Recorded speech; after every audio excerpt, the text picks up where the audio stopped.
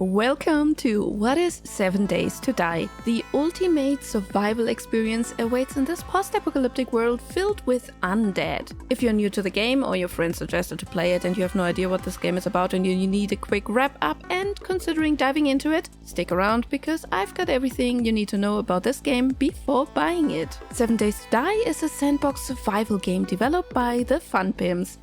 It is set in a brutal open-world environment, either in a handcrafted map called BLUESKY with uniquely built point of interest, or if you like exploring new lands, you can also create a random generated map with seeds and sliders.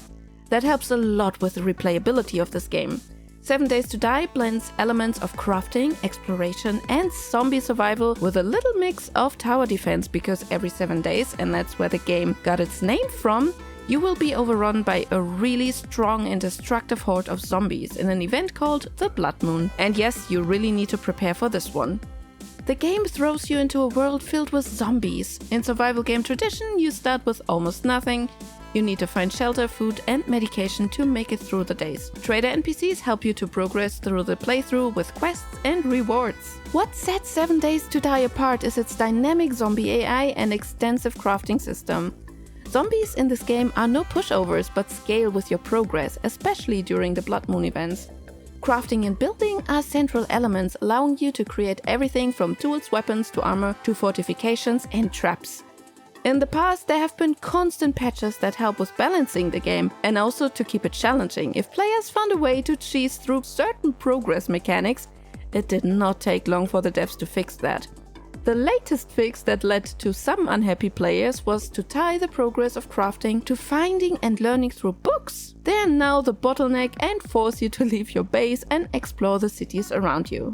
While 7 Days to Die is primarily a sandbox experience, it does have a backstory, but the story will not be shoved in your face during the playthrough.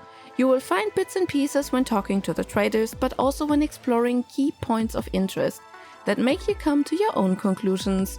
In the future, there are more updates planned that will include more NPCs, bandits and factions, but we do not have an ETA for this now. The world contains many biomes that offer different challenges. The forest and plainlands help you to get to know the game. Don't be mistaken though, it will still be a lot of challenges waiting for you. The desert is rich with resources, but also a harder environment. Suddenly it becomes more important to take care of your temperature regulation.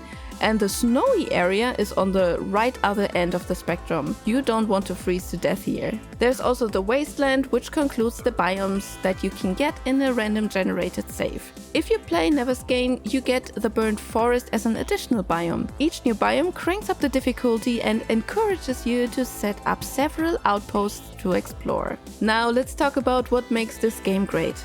It offers a deep survival experience, a thriving modding community, and excellent replayability.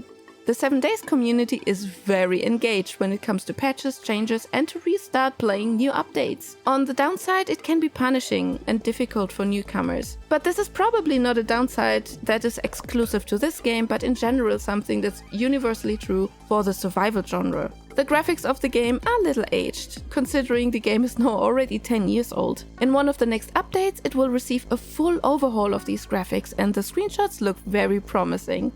While the game is officially still in alpha, yes, after 10 years, it's absolutely already in a full playable state. But having it still in alpha and early access gives the developers the justification to fully change complete game mechanics if they feel like they need to be changed. In conclusion, 7 Days to Die is a must-play for survival fans who enjoy a challenge, may it be solo, in co-op or with friends on a server. Its unique gameplay, dynamic world creation and modding possibilities make it an evergreen title of this game genre. It offers enough options that support a great replayability thanks to the random world generation. While a 10-year-old early access title in alpha stage can look scary, the game is absolutely playable and still in active development, peaking at almost 100k concurrent active players after the last patch update. While it's hard as a newbie to get into the game, an active community, YouTubers, forums, wikis and a subreddit will help you to get around. A small tutorial in the beginning teaches you the basics and everything from there can actually be just winged. Thank you for joining me on this journey through 7 Days to Die. If you enjoyed this overview, please consider subscribing for more content like this one. Maybe this video here is something you want to watch next. Until next time, stay alive and thrive.